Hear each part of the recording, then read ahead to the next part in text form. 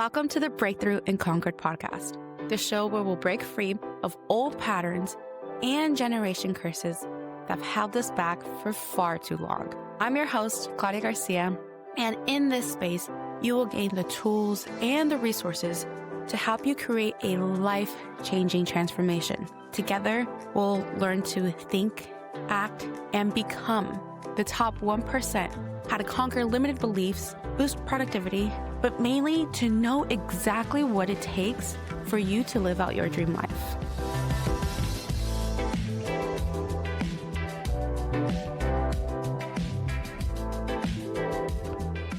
Welcome to the Breakthrough and Conquer podcast. I am so excited because my next guest is such a visionary. She helps high-value women release deep mental and emotional blocks through her NLP, MER, and hypnotherapy practice.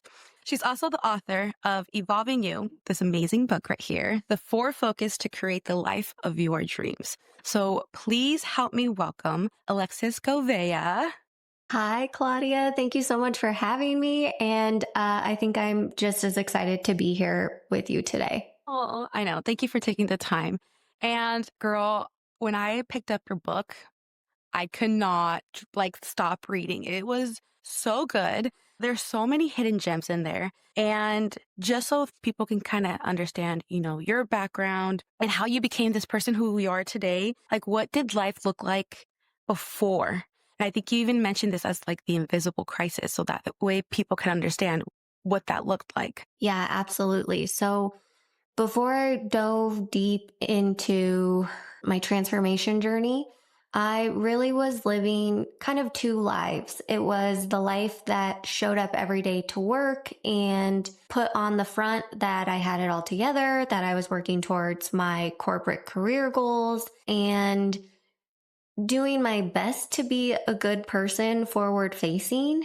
And simultaneously, I had this life in the shadows that really started when I was a child, and it just developed into having to keep this secret. And so it was like I had 2 lives. I was walking 2 paths, and eventually I reached a rock bottom moment when life brought me to my knees physically, mentally, emotionally. And I was like, okay, I have to draw the line in the sand. I cannot keep living this way because if I do, I'm not going to survive it. And that was really my moment of turning back around and making this giant return to myself. And that has been the journey for the last handful of years. And it was in the last 2 years that I started transformation coaching and supporting other women on their journey, entrepreneurs, moms, whatever season of life they're in, to really make this return back to themselves and to live a life that they love to live and that they feel good living. Yeah. No, and you said it so perfectly, is that the programming that, that happens to us, it's our nervous system was designed to help a child survive and not to allow an adult to create the dream life. So can you kind of explain a little bit how that programming shows up to our day-to-day life? So that way someone can realize man, this is not necessarily them, but it's their inner child just trying to protect them. Absolutely. So we go through an imprinting phase in life, and it's really where our programming gets set up. And it's somewhere between 0 and 5 years old. I've heard 8 years old. So in that window of our early childhood. And as a example, maybe you were in a classroom and a teacher called on you and you got the answer wrong. And in that exact moment, your unconscious mind, which I can go into further detail in just a second about, your unconscious mind takes a lesson away from that moment. And it programs us to then say something maybe like a limiting belief, oh, I'm not smart enough. Then fast forward into our adulthood and we're working on starting our business. We're looking at this path forward in front of us, and all of a sudden that old limiting belief, I'm not smart enough, comes up again and it stops us in our tracks. So in childhood, we have these experiences where an emotion and a lesson gets stored in our unconscious mind for safety, for protection, for whatever reason. And then later in life, it starts to show up again in these patterns and these programs that are just stored in our unconscious mind. And so to quickly give you a rundown, Claudia, on the unconscious mind, it's actually running 95% of our lives, and our conscious mind, the part that you and I are having this conversation right now, is running 5%. And that's like our unconscious mind is the thing that keeps us breathing, so we don't have to think about breathing. It's our organ function. It's our hair growth, right? All these things about our bodily functions that we don't have to think about. It's also where our beliefs, it's where our filters, and it's where our programming, it's where our understanding of the world gets stored. And when we work with our unconscious mind to be able to align it with what we want now, and we clear out those old blocks, that old programming that once got put there for a good reason, then we can get everything rowing in the same direction, and we start building massive momentum in our life. And that's when things start to get pretty fun, because it no longer feels like we're beating our head against a wall. Yeah, no, and I think that's something that I learned mainly through you, of learning the subconscious and conscious mind, because I think a lot of people, that's why sometimes manifestation or affirmations don't really they work, because consciously you're like, yes, I want this, but your subconscious mind has a different script. Absolutely. So you mentioned that I am the woman who has learned that your greatest wounds can become your greatest gifts. That is powerful, Alexus. And how was it that allowed you to take those darkest moments of your life to become more grateful that they actually happened, because it helped you become who you are today? First, let me say it was not an easy journey. Okay, I just want to preface that now. And I would say it's been the ultimate path of learning compassion, meaning at that exact moment in time when whatever poor decisions I was making, being able to look back and understand a couple of things. First, that I can't apply what I know now to that version of myself, whether it was 5 years ago, 10 years ago, or 30 years ago, because I didn't have that same information then. So I was just doing the best I could with what I had available. And that's really the circumstances for all of us at every moment in our life, is that we're doing the best we can with what we have. So that's the compassion aspect. And then the other part that really is tied to that became this self-forgiveness and understanding that there are certain things in life, our external circumstances, that are not our fault and are not our responsibility. But what we are responsible for is how we choose to respond to it and what we're going to do from that point going forward. And once I was able to reach that point of like, okay, I can still love myself in spite of what I've been through, what I've done, the poor decisions that I've made, and determine that it's not good or bad. It just was what I was doing, and I could take that charge away from it, and I could just accept myself. No, I think giving yourself that grace and compassion is huge, because a lot of it, what carries on over our lives, is the guilt, the shame, the avoidance of pretending that what we did is not there. So, I mean, you even mentioned, I think it was so beautiful, because a lot of the times we have this idea that healing is a destination, or even success is a destination, but it's the complete opposite. How do you describe somebody who's maybe in their own healing journey or trying to achieve the success, and they're seeing it as a destination? What would be the breakthrough moment you would tell them? Yeah, I think ongoing measure of growth is the best way to overcome trying to reach a final destination.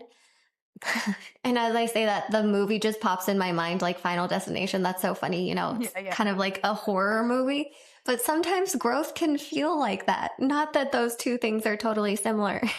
Please forgive me. That was just really funny. My mind took me there, but there's this final destination that we think when we have the things that we're meant to have, then we'll be the person that we're supposed to be, which will mean that we get to feel the way that we want to feel in life. And what I came to discover is that it's really working in reverse. We need to be the person that we want to be, which then leads us to do the things that that person does. The person that has the life that you want to have, you have to carry out those actions in order to then get what you want. And I think our society just has really fed us the reverse of that. If you buy the things now, if you get the purse, if you fix your face, like if you have these things, then somehow it's going to bring you this contentment of liking who you are. And it's the opposite. So to someone on their growth journey, to debunk the final destination thought is really to take a look back and just see how far you've come. Because when we can look back and recognize, wow, this is where I was this time last year, this is what I was doing, and this is how it's different now, then we continue to build this momentum going forward. Like, okay, let me imagine who and what I want to be doing at the end of 2026. And it starts to get exciting. It starts to build this momentum, and we grow in our appreciation for the experience of living into the person that we want to be. And it becomes less about the end result, because the end result is really just a mile marker. It's like a measure. Okay, I got this end goal. Let me set the next one. Yeah. And I think that's really beautiful, the way that you describe that, because a lot of people think, man, because I still get triggered or because I still have all these negative emotions, like I'm nowhere near where like I want to be. I'm not healed. I'm nowhere where I pictured my life to be. And I think it's the beautiful way of like healing is the conscious choice, or even the reprogramming of your subconscious to believe it, is that it's a constant choice every single day. And it's so true. I talk to hundreds of women all the time, and we do have it backwards as a society, because they believe, like, for example, with my business, they're like, yeah, if I can make $20,000, then I can finally travel. I can finally live comfortable. Oh, or I could, be contributing financially to the family. And what that's going to allow me to do is feel stress-free and maybe even feel worthy, because I'm finally having a purpose again. Once they get started, I do teach them, not realizing this is what I was teaching them. But I was like, no, you have to become the person before you achieve all of those things. When you become this person, that's what gets exciting, because that excitement, that stress-free, that, feeling worthy and purposeful will last a lifetime, where the milestone, where it's like, the money, the success, it truly just lasts for a moment. So we put so much into that one little moment that literally it goes away the blink of an eye, because what ends up happening is there's a next milestone, there's a next goal. So how has your becoming, like, is that how you got introduced to like NLP and MER? Like, is that your healing journey that allowed you to even become a practitioner? Great question. So I share a little bit about this in the book as well. I had years of therapy, and it did make a difference in my life. Like, there was a certain getting ready that I had to find in my life to then be ready to change my unconscious programming. And sometimes that can look like I just really need to talk about what I experienced, or I really need to find validation that I'm not the only one, or that somehow I'm not crazy for believing what I believe about my experience. That's where traditional therapy can be extremely healthy and helpful. And to get the support and some different emotional regulation, it helped me learn how to manage my baggage very well. And in 2023, I was already a couple of years into my coaching journey, and NLP came across my social media feed. Go figure. Thank you, algorithm. Yeah.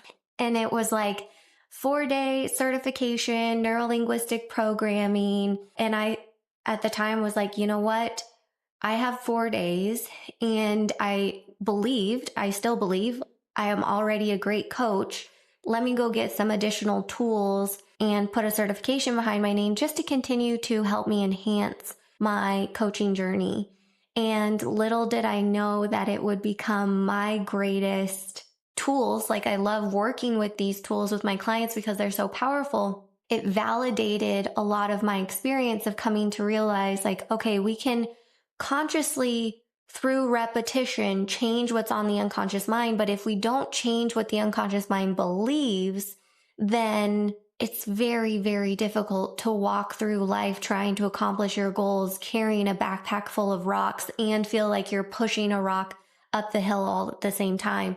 And so my experience became my own growth journey, living these tools myself and becoming so passionate about it that I was like, oh my gosh, everyone needs NLP, mental and emotional release, and hypnotherapy, because they work so well together, even though they're 3 different modalities technically, and they get the conscious mind and the unconscious mind all going in the same direction.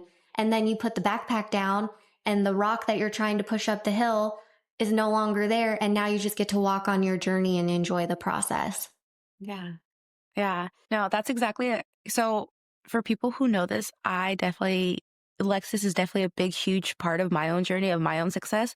And that is the best analogy. I never thought about it that way. Is like you're literally pushing a boulder, trying to go uphill. And then when you do this release work, it does feel like the boulder is just gone and you can just keep doing what you've always done. But there's now this sense of confidence. It's like a sense of belief. So for someone who may never have heard NLP or MER, like, how would you describe it to them? So that way maybe they can think, man, like, this is something that I probably need. Totally. So neuro-linguistic programming, NLP, is just the language. Neuro stands for like your nervous system.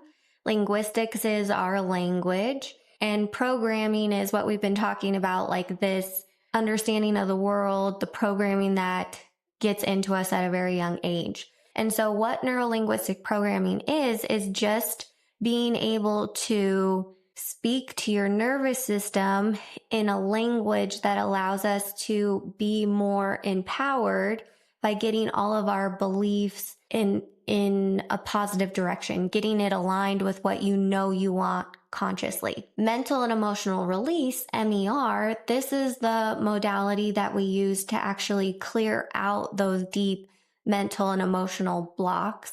And it's like a guided visualization, to put it the most simplified version to summarize that. And we go through the major negative emotions, and then we go through any other major emotions and limiting beliefs that we identified during the breakthrough session, and we just release those. Besides being able to say it's a guided visualization, to explain it a little further, Claudia, you remember a little while ago when I mentioned that there was a time in school when we raised our hand and we got the answer wrong. Yeah. And then somehow we started believing, okay, I'm not smart. In that exact moment, your unconscious mind stored a lesson in that emotion. And that takes stored energy. It stores our energy. So when we do mental and emotional release, we're freeing up this energy that then we get to tell our unconscious mind how to direct it towards our goals that we have now as grown-ups, as businesswomen, as moms. And we just get it all flowing in that same direction. So it's this release of emotions. It's this release of charged energy that then neutralizes it and allows us to utilize it in a way of serving the life that we want to build now. Yeah. The best way I could even describe it, like experiencing this, I visually remember I think it's after we did our like hypnotherapy part. And you're like, okay, we're going to take a little break now. Like, you can go outside, you can go get water. I opened my eyes and it just felt like I was seeing life in HD. Yeah. Like, there was just this filter, or as if you're like, TV is dirty and you have to clean it. And now you see it so bright, so clear. Like, there's like no resistance to it. Like, can you explain how that actually even happens or how that's even possible? Absolutely. And I'm glad that you mentioned the hypnotherapy as well, because we use mental and emotional release to take out the old programming, to basically free up that stored energy. And then we use hypnotherapy to be able to install the new empowering beliefs that are supportive of what you want to be creating in life. So we take it out with mental and emotional release, and we put the new empowering beliefs in with hypnotherapy. And to your point of like this veil being cleared, this new HD world, I've had some clients experience where like colors are brighter and you just feel like you're walking through life in a totally new way. The reason that is because your unconscious mind allows you to experience life based on what you believe to be true.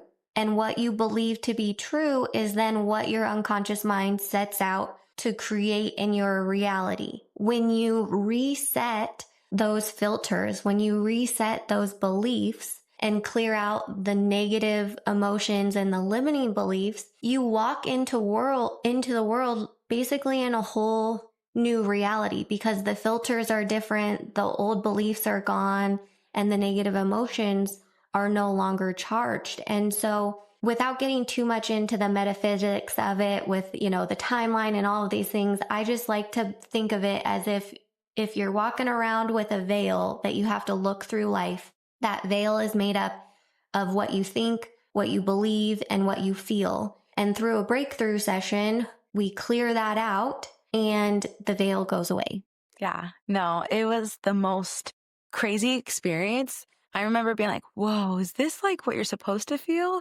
But I guess that was just like my experience with it. And so in your book also, you mentioned like the 4 focuses that create your life of your dreams.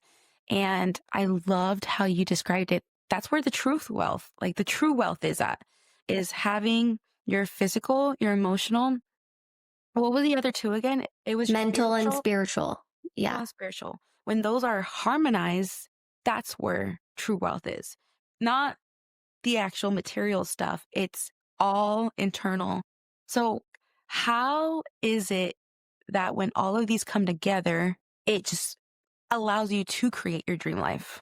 Great question. So kind of starting from the top, or maybe we'll start from the bottom. Okay. So our physical body is actually, our physical focus is a reflection of our other 3 focuses. So by the time something is manifesting in our physical body, for example, in my experience, I had chronic migraine.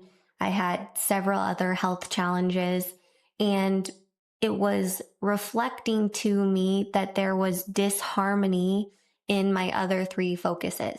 So you work up from your physical body, and the next thing that comes up is your mental, emotional. I have to think about it backwards here. Yeah. Please forgive me. No, is okay. Our emotional body. And so our emotional body, this is where our charges are. This is where our feelings are. Our experience of driving down the road and someone cuts you off, and all of a sudden that just sends you into an emotional spiral and the rest of your day is ruined. Maybe that's not how we live life anymore, but someone listening to this can probably relate to that, right? Or we order our coffee and it comes with the wrong milk in it, and for the rest of the day, we're just like, we can't believe that our day is going so terrible, right? So our emotional focus is where we have this regulation or dysregulation to be able to handle the things that are happening in our life. A step above that is our mental focus. Our mental focus is our thoughts, okay? And our thoughts and our emotions, these 2 feed each other. So when there's a lot of chatter in our emotions, we have this dysregulation, then our mental focus will be super chatty. Oh my gosh, I can't believe you said that to so-and-so on this call or this conversation. Or sometimes it can look like hyperfixation, like, man, I really wish I would have said this different. So it could be negative, or it could just be super reflective, or also anticipating things going wrong in the future. And all of that is creating our experience. Our mental thoughts are creating our emotional experience that then drop into the physical. So lastly, going one step above that is our spiritual focus. And you can tell me, Claudia, but my experience of writing the spiritual focus is not so much about one specific religious dogma or one specific belief, but really about our connection to our purpose and this greater power if we choose to acknowledge it in the universe. And so when our mental and our emotional bodies are in disharmony, there's a lot of chatter, or there's a lot of emotional dysregulation, then our spiritual body, our spiritual focus will continue to stay quiet, because she's just like, there's no room for me. Like, I'm not going to give you any guidance right now because you got some other things we need to work on. There's too much energy going into that. When we have harmony in our mental, our emotional, and our physical, that's then when our spiritual focus can come online and start to give us that intuition. Oh, this job opportunity is right for me.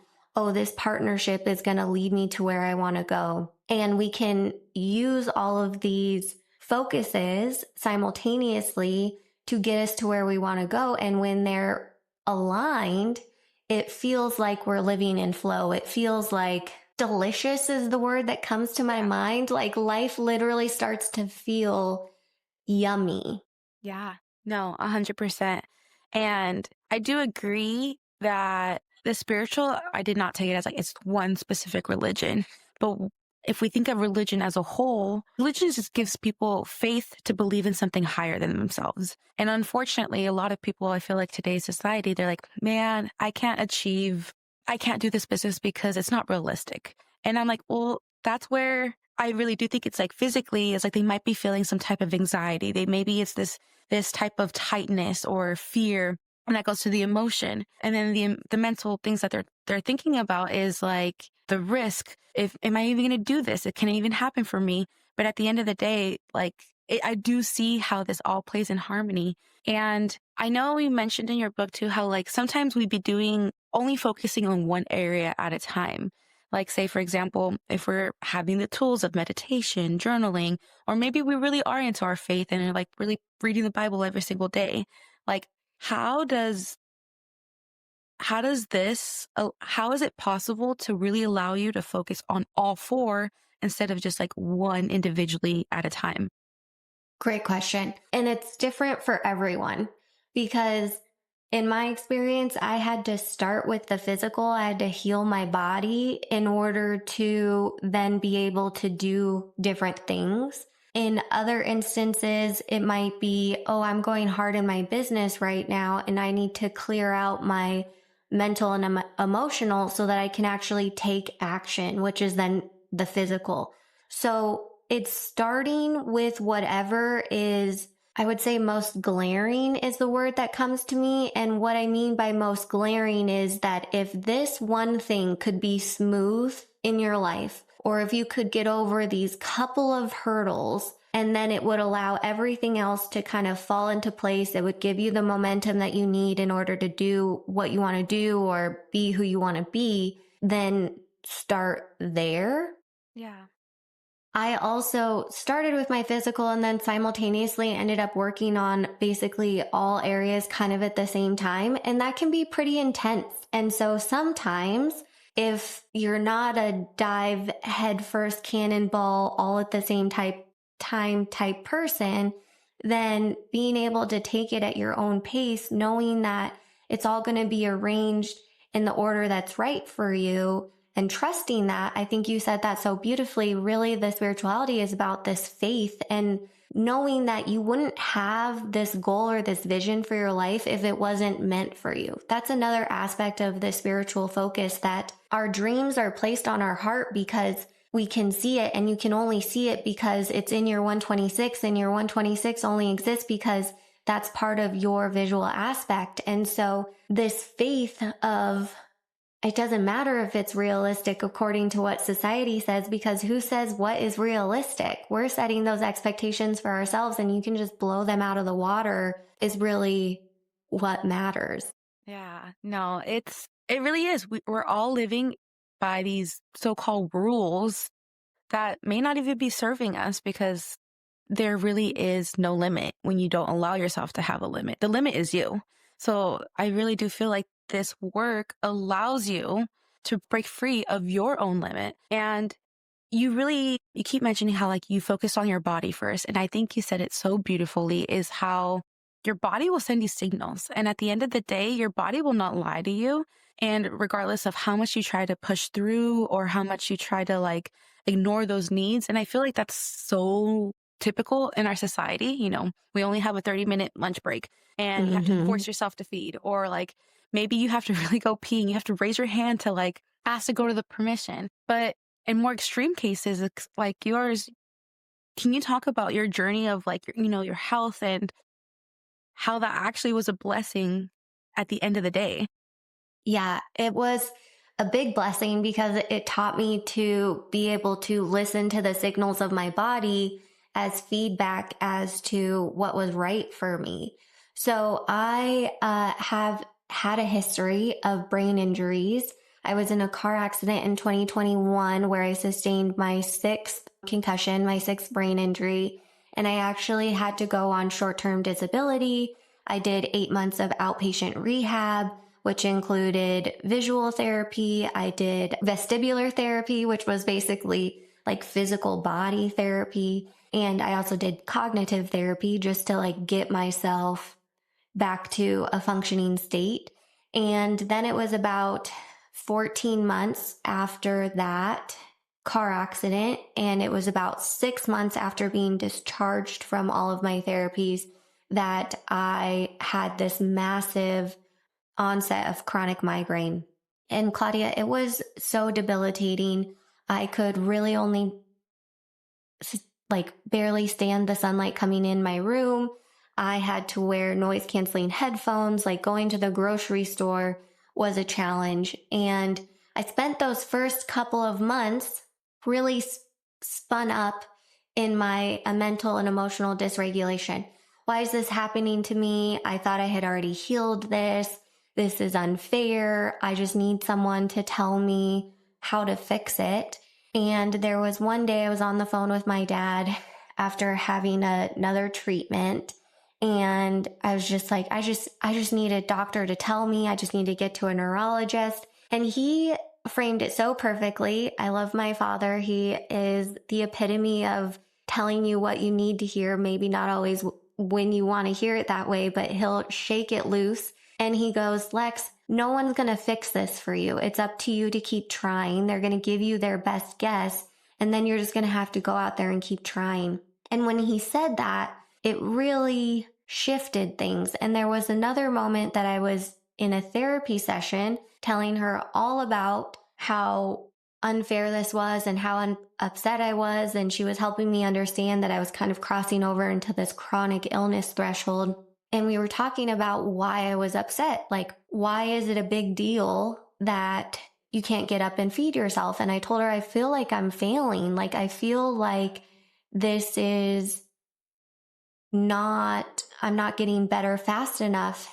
And in that conversation, it dawned on me, I'm not getting better fast enough for who? I'm failing according to whose standards? And it was this box of expectations that I was putting on myself.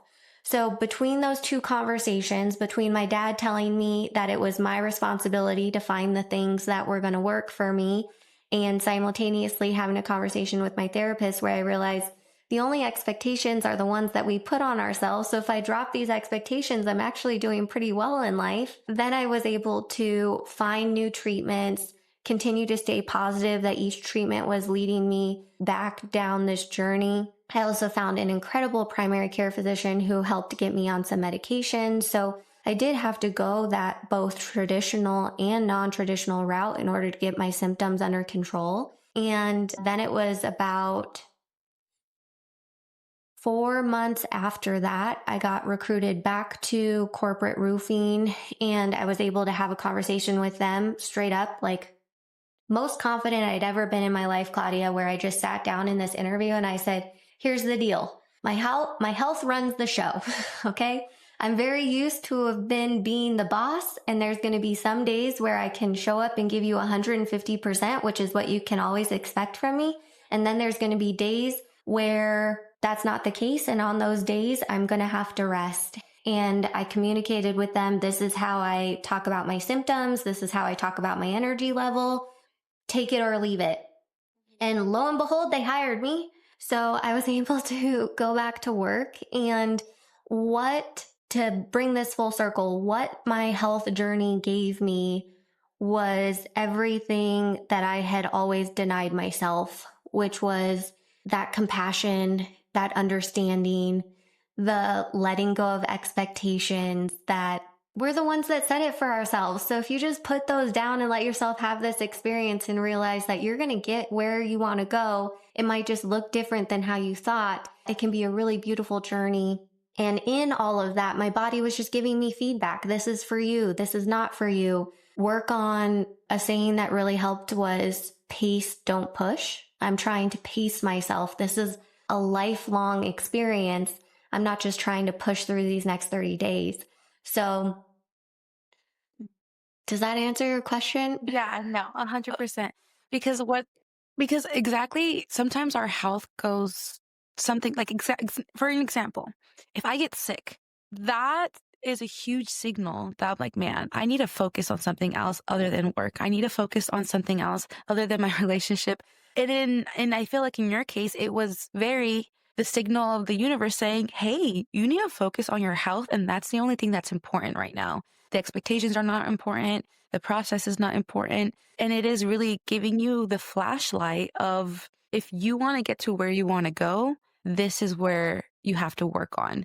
And I feel like a lot of people, and I think you were kind of going towards this, but you had such great supporters on your side of like that victim mentality of like, why is this happening to me? Like, it is unfair. But the moment you realize how is this happening for you, it's like, now you got to focus on your health in a way that was never an option before. So I think that's really beautiful of how you were able to switch that framework of how this is happening to me and how it actually worked for you. What is the biggest transformation that you've seen since doing all this work? Like, what is the thing that you're the most proud of? Can do so much more and push so much longer now because of what I learned through my health journey. I know how to sustain my energy. I know when to rest. I prioritize taking care of myself. Like when we fuel our physical body, which you can think of it like our car. We take our car in for an oil change every 10,000 miles. You get the tires rotated every 5,000 miles, depending on, how much you love on your car. And you fill it up with gas every time it's on empty. Our physical body is literally our one container, our one vehicle taking us through this life. And so when we prioritize taking care of that, waking up in the first thing in the morning, you take 10 giant gulps of water before you drink coffee will literally change your life. So personally, I think that's what you were asking. My personal biggest transformation has been how much more I can pour into others, how much more I can do because I learned how to prioritize my health, because I learned how to take care of myself, because I learned how to regulate my energy and pace myself in a way of realizing this is a lifelong marathon here. It's not about the sprint. I can do so much more. I can go so much longer, and I can help that many more people along the way. Yeah, that's amazing. Especially because most people can't rest without feeling guilt, Most Yeah. people feel stuck and they're willing to choose a miserable life because they feel like there is no option. And you're the clear example of like, no, you can take full control of your energy, your time, your emotions, your health, and see this amazing transformation on the other side. So, and I think you just kind of redefined success. Like, would you agree, or would you say like you have a different definition of success? No, I mean, through this entire experience, what success has come to mean to me is totally different than what it meant 8 years ago, even 5 years ago, totally different. It's pretty wild. It's pretty great. And I think the other best part of this, and you said it earlier too, is getting to share with people that with total conviction, 100% belief. Every cell of my body believes this. You can have whatever you want to have as quickly as you are willing to let it happen based on the choices you're willing to change. And when you change your choices to align with what you want to have and you get out of your own way, it happens so fast. It happens so fast. And it's not magic because I understand the science of it, but when you're living it, it feels like magic. Yeah, yeah. No, and I it's crazy because a lot of people do believe that. They're like, and even me, like there was a time where I was like, oh, okay, this is going to take time. You can't just change in an instinct, but it really is. I can't remember the exact quote in your book, but you're like, some people want the change, but are they really ready for what comes in your body when you desire that change? Are you ready for like the physical? Are you ready to face the emotional that comes with it? Working on your spiritual. So I feel like success and change can happen in an instant if your nervous system allows you to do that. Totally. And sometimes you have to make that decision before your nervous system is even ready. So to your point, like you make the choice, okay, now everything in your life is going to start reorienting to that new choice. And that's what you really have to buckle up for and say, okay, how committed am I to this? Or how willing am I to go through the adversity that's going to take in order for me to get to this picture that I've now imagined for myself? And it can be bumpy. And it also, I've learned through NLP, we can set the expectation that it's going to be smooth and that we're going to just navigate it as best as we can with what we have. And along the way, we're going to pick up the new tools, the new learnings, and it's all just feedback. Hmm. Yeah. Oh, and I love how you said it's a constant choice. It's your talent. You're proving to yourself, to the universe, to God that you're like, yes, this is what I really want. So you either take up the challenge and prove it right, or you can stay stuck. But at the end of the day, like I always tell people would rather sometimes, pick a familiar hell than, Yeah. go towards a safe, unknown heaven. But the journey of it is what's the beauty of it. It's like you learn resilience, you build character, you prove to yourself, damn, like you were the one who actually achieved everything. And things like that don't come easy, but it is always so worth it. So, Claudia, you make a really important point. I mentioned earlier that our unconscious mind is in charge of keeping us safe, protecting us, and your unconscious mind would rather choose something that's familiar as opposed to something that's more aligned with what you want. So when you said specifically, we're going to choose our known hell or whatever's similar to us, that's your unconscious mind doing what it knows to do because it has this pattern. It knows what it knows. And to pick something that is unfamiliar or unknown feels risky to your unconscious mind. And so unless you have the conscious willpower to push through that threshold until the new and unfamiliar becomes familiar, or you have additional support to just get those blocks out of the way to clear the fear ahead of time, it's gonna feel scary. It's gonna feel new. And just know that that's your unconscious mind actually doing its job for you. And you can thank it, say, thank you so much for, helping me recognize what I've always known. And now we're going to choose something different and it's going to be exciting and it's going to be an adventure.